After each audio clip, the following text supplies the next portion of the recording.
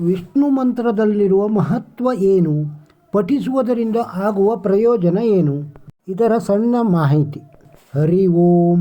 ವಿಷ್ಣು ಮಂತ್ರದಲ್ಲಿರುವ ಮಹತ್ವವೇನು? ಪಠಿಸುವುದರಿಂದ ಆಗುವ ಪ್ರಯೋಜನಗಳೇನು? ಅದೃಷ್ಟ, ಸಮಾಧಾನ ಮತ್ತು ಶಾಂತಿ ನೆಲೆಗೊಳ್ಳಲು ಮಹಾವಿಷ್ಣುವನ್ನು ಪೂಜಿಸಬೇಕು ಎಂಬುದಿದೆ. ಹಿಂದೂ ಧರ್ಮದಲ್ಲಿ ಮಹಾವಿಷ್ಣುವು ತ್ರಿಮೂರ್ತಿಗಳಲ್ಲಿ ಒಬ್ಬರಾಗಿದ್ದು, ಸೃಷ್ಟಿಯ ಸಂರಕ್ಷಕ ಎಂಬ ಹೆಸರು ವಿಷ್ಣುವಿಗಿದೆ. ವಿಷ್ಣುವಿಗೆ ಸಂಬಂಧಿಸಿದಂತೆ ಹಲವಾರು ಕಥೆಗಳು, ಸ್ತೋತ್ರಗಳು, ಮಂತ್ರಗಳು, ವಿಷ್ಣುವಿಗಾಗಿ ಪ್ರತ್ಯೇಕ ಹಬ್ಬಗಳು ಕೂಡ ಇದೆ. ವಿಷ್ಣು ಅವತರಿಸಿದ 10 ವಿವಿಧ ಅವತಾರಗಳಿಂದ ಆತನನ್ನು ನೀತಿಕಥೆಗಳಲ್ಲಿ ನಾರಾಯಣ ಎಂದು ಕರೆಯಲಾಗುತ್ತದೆ.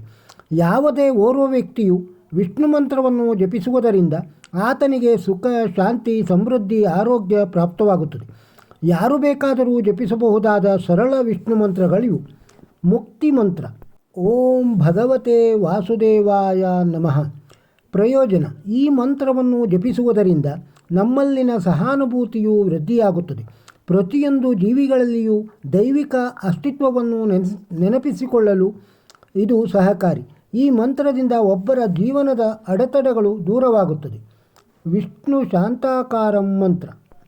ಶಾಂತಾಕಾರಂ ಭುಜಗಶಯನಂ ಪದ್ಮನಾಭಂ ಸುರೇಶಂ ವಿಶ್ವಾಧಾರಂ ಗಗನಸದೃಶಂ ಮೇಘವರ್ಣಂ ಶುಭಾಂಗಂ ಲಕ್ಷ್ಮೀಕಾಂತಂ ಕಮಲನಯನಂ ಯೋಗಿ ವಿದ್ಯಾನ್ನಗಮ್ಯಂ ವಂದೇ ವಿಷ್ಣುಂ ಭವಭಯಹರಂ ಸರ್ವಲೋಕೈಕನಾಥಂ. ಪ್ರಯೋಜನ. ಈ ಮಂತ್ರವನ್ನು ನಿಯಮಿತವಾಗಿ ಜಪಿಸುವುದರಿಂದ ಆ ವ್ಯಕ್ತಿಯಲ್ಲಿನ ಭಯವು ನಾಶವಾಗುತ್ತದೆ. ಪ್ರಯೋಜನ. ಈ ಮಂತ್ರವನ್ನು ನಿಯಮಿತವಾಗಿ ಜಪಿಸುವುದರಿಂದ ಆ ವ್ಯಕ್ತಿಯಲ್ಲಿನ ಭಯವು ನಾಶವಾಗುತ್ತದೆ. ಆ ವ್ಯಕ್ತಿಯು ನಿರ್ಭಯನಾಗುತ್ತಾನೆ.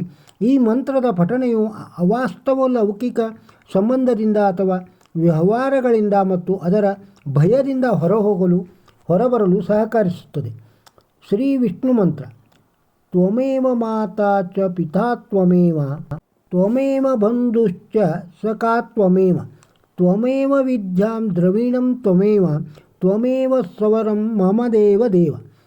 ಪ್ರಯೋಜನ. ಯಾವುದೇ ಓರ್ವ ವ್ಯಕ್ತಿ ಸಮಸ್ಯೆಯಲ್ಲಿದ್ದಾಗ ಅಥವಾ ಗುರು ಹಿರಿಯರ, ತಂದೆ ತಾಯಿಗಳ ಮಾರ್ಗದರ್ಶನ ಅವಶ್ಯಕತೆ ಇದ್ದಲ್ಲಿ ಈ ಮಂತ್ರವನ್ನು ಪಠಿಸಬೇಕು. ಶ್ರೀ ವಿಷ್ಣು ಮಂತ್ರವನ್ನು ಪಠಿಸುವುದರಿಂದ ಒಬ್ಬ ವ್ಯಕ್ತಿಯು ಹೆಚ್ಚಿನ ಏಕಾಗ್ರತೆಯನ್ನು ಗಳಿಸುತ್ತಾನೆ ಮತ್ತು ವಿಷ್ಣು ಆತನ ಜೀವನದ ಪ್ರತಿಯೊಂದು ಕಷ್ಟದ ಹಾದಿಯಲ್ಲೂ ಮಾರ್ಗದರ್ಶನ ನೀಡುತ್ತಾರೆಂದು ಋಷಿಮುನಿಗಳು ನಂಬಿದ್ದರು. ವಿಷ್ಣು ಮೂಲ ಮಂತ್ರ. ಓಂ ನಮೋ ನಾರಾಯಣಾಯ. ಪ್ರಯೋಜನ. ಈ ಮಂತ್ರವನ್ನು ಪಠಿಸಿದ ವ್ಯಕ್ತಿಯ ಮರಣದ ನಂತರ ಆತನನ್ನು ವಿಷ್ಣು ತನ್ನ ವಾಸಸ್ಥಾನವಾದ ವೈಕುಂಠಕ್ಕೆ ಕರೆದುಕೊಂಡು ಹೋಗುತ್ತಾನೆನ್ನುವುದು ನಂಬಿಕೆ ಇದೆ. ವೈಕುಂಠ ಪ್ರಾಪ್ತಿಗಾಗಿ ಪ್ರಾಚೀನ ಕಾಲದಿಂದಲೂ ಜನರು ಈ ಮಂತ್ರವನ್ನು ಪಠಿಸಿಕೊಂಡು ಬಂದಿದ್ದಾರೆ. ವಿಷ್ಣು ಶ್ಲೋಕ. ಕಾಯೇನ ವಾಚ ಮನಸೇಂದ್ರಿಯೈರ್ವಾ ಬುದ್ಧಾತ್ಮನಾ ವಾ ಪ್ರಕೃತೆ ಸ್ವಭಾವತ್ ಕರೋಮಿ ಯದ್ಯತ್ ಸಕಲಂ ಪರಸ್ತ್ರೈ ನಾರಾಯಣೇತಿ ಸಮರ್ಪಯಾಮಿ. ಪ್ರಯೋಜನ. ವಿಷ್ಣುವಿಗೆ ಸಂಬಂಧಿಸಿದ ಈ ಶ್ಲೋಕವು ಭಗವದ್ಗೀತೆ ಮತ್ತು ಮುಕುಂದಮಾಲಾದಲ್ಲಿ ಕಂಡುಬರುತ್ತದೆ. ಈ ಶ್ಲೋಕವನ್ನು ಪಠಿಸುವುದರಿಂದ ಭಗವಾನ್ ವಿಷ್ಣು ವ್ಯಕ್ತಿಯು ಅರಿವಿಲ್ಲದೆ ಮಾಡಿದ ಪಾಪಗಳಿಂದ, ಕರ್ಮಗಳಿಂದ ವಿಮೋಚನೆಗೊಳಿಸುತ್ತಾನೆ. ಈ ಶ್ಲೋಕದ ನಿಯಮಿತ ಪಠಣೆಯಿಂದ ವ್ಯಕ್ತಿಯ ಮಾನಸಿಕ ಒತ್ತಡವು ಕಡಿಮೆಯಾಗುತ್ತದೆ. ವಿಷ್ಣು ಮಂಗಳಂ ಮಂತ್ರ. ಮಂಗಳಂ ಭಗವಾನ್ ವಿಷ್ಣು ಮಂಗಳಂ ಗರುಡಧ್ವಜ ಮಂಗಳಂ ಪುಂಡರೀಕಾಕ್ಷ ಮಂಗಳಂ ತನ್ಮೋ ಹರಿ. ಪ್ರಯೋಜನ. ಗಣೇಶನನ್ನು ಹೊಸ ಕೆಲಸದ ಆರಂಭದಲ್ಲಿ ಹೇಗೆ ಆತನ ಮಂತ್ರಗಳಿಂದ ಪೂಜಿಸಲಾಗುತ್ತದೆಯೋ ಹಾಗೆ ಪೂಜೆ, ಮದುವೆ, ಆರತಿ ಮುಂತಾದ ಶುಭ ಸಂದರ್ಭದಲ್ಲಿ ವಿಷ್ಣುವಿನ ಈ ಮಂತ್ರವನ್ನು ಪಠಿಸಲಾಗುತ್ತದೆ. ಶುಭ ಕಾರ್ಯದಲ್ಲಿ ಶುಭ ಫಲವನ್ನು ಪಡೆಯಲು ಈ ಮಂತ್ರವನ್ನು ಪಠಿಸಲಾಗುತ್ತದೆ. ವಿಷ್ಣು ಪುರಾಣ ಮಂತ್ರ.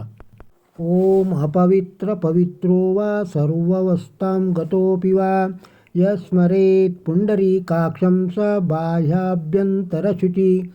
ಪ್ರಯೋಜನ. ವಿಷ್ಣುವಿನ ಈ ಮಂತ್ರವನ್ನು ಹಲವಾರು ಪುರಾಣಗಳಲ್ಲಿ ನಾವು ನೋಡಬಹುದಾಗಿದ್ದು ಇದು ವಿಷ್ಣುವಿನ ಪ್ರಮುಖ ಮಂತ್ರಗಳಲ್ಲಿ ಒಂದಾಗಿದೆ.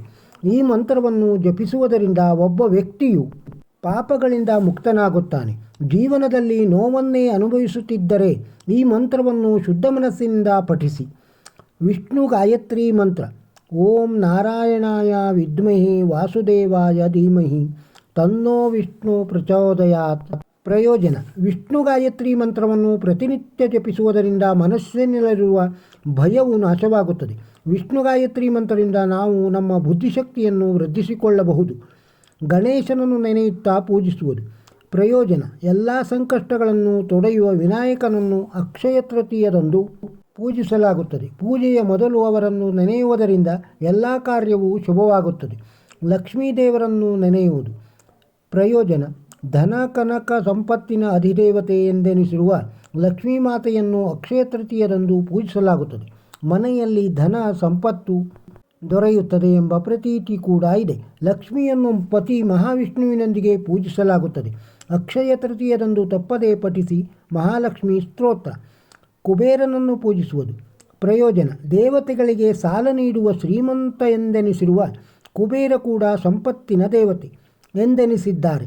ಸಂಪತ್ತನ್ನು ಪಡೆದುಕೊಳ್ಳಲು ಈ ದೇವರನ್ನು ಈ ದಿನ ಭಕ್ತಿಯಿಂದ ಪೂಜಿಸಬೇಕು. ಮಹಾವಿಷ್ಣುವಿನ ಸ್ತುತಿ. ವಿಷ್ಣು ಸಂಕಷ್ಟಹರ ಮಂತ್ರ. ವಂದೇ ವಿಷ್ಣುಂ ಭವಭಯಹರಂ ಸರ್ವಲೋಕೈಕನಾಥಂ. ಪ್ರಯೋಜನ: ವಿಶ್ವಕ್ಕೂ ಒಡೆಯನಾಗಿರುವ ತಂದೆಯೇ, ನಾನು ನಿಮಗೆ ವಂದಿಸುವೆ. ವಿಶ್ವದ ಅಸ್ತಿತ್ವ ನೀನೇ ಆಗಿರುವೆ. ನೀವು ಆಗಸದಷ್ಟೇ ವಿಸ್ತರಿಸಿರುವೆ.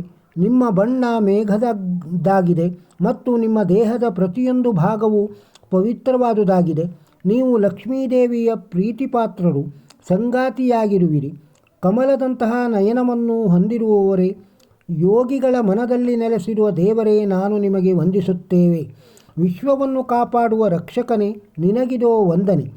ವಿಷ್ಣು ಮಂತ್ರದ ಮಹತ್ವವನ್ನು ಕೇಳಿದ್ದೀರಿ. ಈ ವಿಡಿಯೋ ನಿಮಗೆ ಇಷ್ಟವಾಗಿದ್ದರೆ ಒಂದು ಲೈಕ್ ಕೊಡಿ. ನಮ್ಮ ಚಾನಲ್ಗೆ ಇನ್ನೂ ಸಬ್ಸ್ಕ್ರೈಬ್ ಆಗದಿದ್ದರೆ ಸಬ್ಸ್ಕ್ರೈಬ್ ಆಗಿ. ಇದನ್ನು ಬೇರೆಯವರಿಗೂ ಶೇರ್ ಮಾಡಿ. ಮತ್ತೊಂದು ವಿಡಿಯೋದೊಂದಿಗೆ ಸಿಗೋಣ. ನಮಸ್ಕಾರ.